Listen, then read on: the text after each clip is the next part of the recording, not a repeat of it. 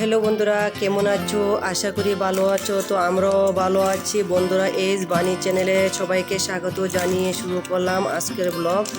তো বন্ধুরা, আমার মেয়ে সকাল থেকে খুব কান্নাকাটি করছে ওকে আইসক্রিম কিনে দেওয়ার জন্য। তো বন্ধুরা, আমাদের বাড়ি বাজার থেকে অনেকটা দূরে গ্রামে, তো তার জন্য আইসক্রিম দিতে পারলাম না। কি করব আমি ভেবে পাচ্ছি না। কিন্তু হঠাৎ করে দেখো আমার মা বোন চলে এসেছে, তো মিষ্টি এনেছে আর এ ফ্রুটি এনেছে। দেখো হঠাৎ করে মনে পড়লো, যাই হোক ফ্রুটিটা দিয়ে একটা আইসক্রিম বানিয়ে দিয়ে আমার মেয়েকে, তাহলে মিষ্টি সিঙ্গারা এইসব তো খাওয়া হয়ে গেল, কিন্তু ফ্রুটিটাও খাওয়া হয়েছে। দুটো এনেছিল, তো একটা কে আরেকটা এতটুক রয়ে গেছে, এতটুক।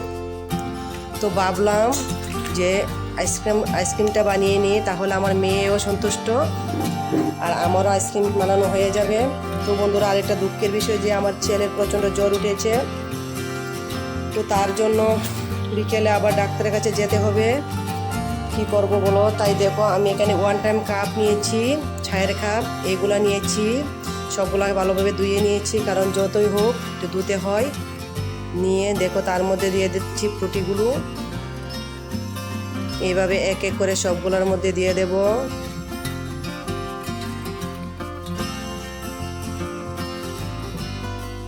তো বন্ধুরা, আমার মেয়ে এখন ঘুমিয়ে আছে, মা বোনও ঘুমিয়ে আছে। তারা ঘুম থেকে উঠে আমার মেয়ে খুব খুশি হবে আইসক্রিম দেখে, তাই ভাবলাম আইসক্রিমটা বানিয়ে নিই।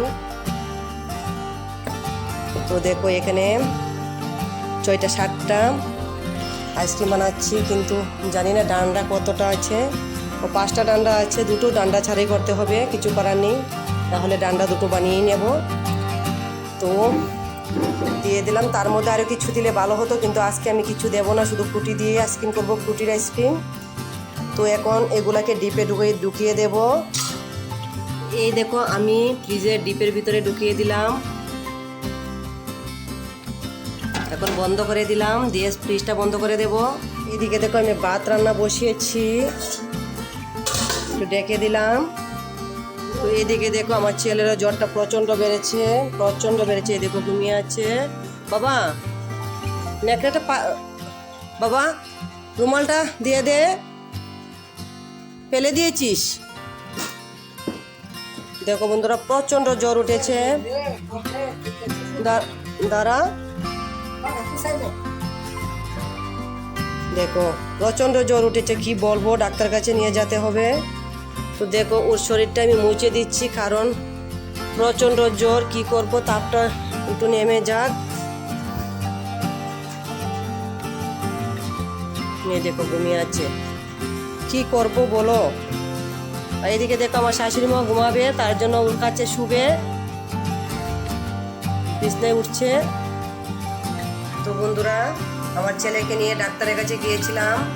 এখান থেকে দেখো বাজার থেকে ঝিঙ্গা, আলু, দেখো কাঁচা লঙ্কা এসব নিয়ে এসেছি। তো ভাবলাম ছেলের জ্বরটা প্রচণ্ড বেড়ে গেল, তার জন্য ঝটপট করে একটা রান্না করে নিয়ে, তাই বন্ধুরা ঝিঙ্গা দিয়ে তোমাদেরকে আজকে একটা রেসিপি দেখাবো, দারুণ একটা রেসিপি, তোমরা দেখতে থাকো। তো দেখো ঝিঙ্গাগুলো অনেক কচি, আমি কচি ঝিঙ্গাটাই নিয়েছি। দেখো এইভাবে ঝিঙ্গাগুলো কেটে নেব প্রথমে। এই দেখো এইভাবে করলে ঝিঙ্গাগুলো কি সুন্দর চলে যাচ্ছে, পাকলটা উঠে যাচ্ছে, দেখো কি সুন্দর। তো এই ঝিঙ্গাগুলো দেখে আমার মনে পড়ে গেল যে ইস, এইভাবে তো রান্না করে খাওয়া যায়, খুবই ভালো লাগে। তো আজকে বানিয়ে নিই, কারণ যেহেতু আমার ছেলের শরীরটা ভালো নেই, ঝটপট রান্নাটা করতে হবে, কারণ অসুস্থ হলে সবাই চায় যে মা একটু কাছে বসুক, তার জন্য। বন্ধুরা, প্রথমে ঝিঙ্গাগুলো এইভাবে কেটে নেব। নিয়ে দেখো একটা পিস আমি নিয়েছি, এই পিসগুলো এইভাবে আমি কেটে নেব।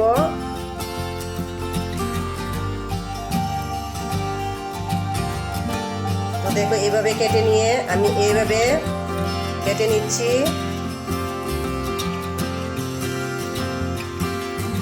তো এই দেখো এইভাবে আমি সবগুলা ঝিঙ্গা কেটে নেব এক এক করে।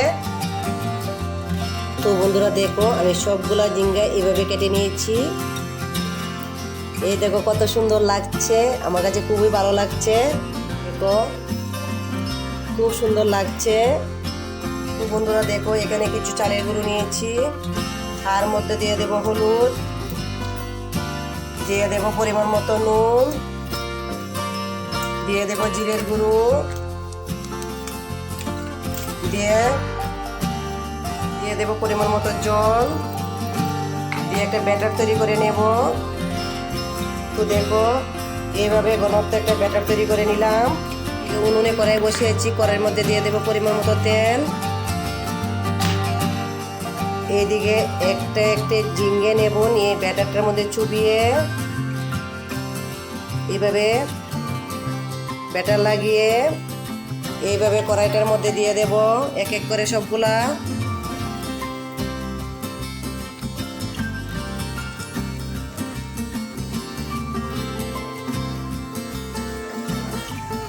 সবগুলা দিয়ে দিলাম, এখন ঢেকে দেব কিছু সময়ের জন্য।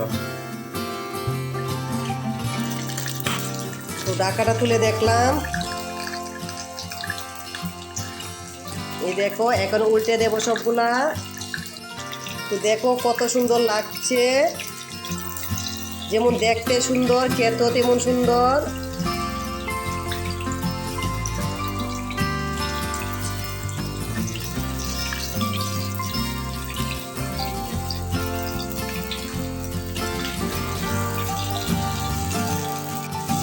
দেখো কি সুন্দর বড়াগুলো ভাজি হয়ে গেল,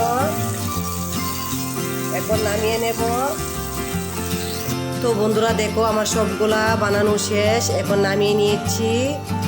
তো যদি ঝটপট বানাতে চাও তো ঝিঙ্গার এই রেসিপি খাও। তো আর ভিডিওটা বেশি বড় করলাম না, খুব সুস্বাদু লাগে। এক তালা গরম গরম ভাতের সঙ্গে একটা ঝিঙ্গের বড়া দিয়ে খেয়ে ফেলতে পারবে। তো এখানে বিদায় নিচ্ছি, টাটা।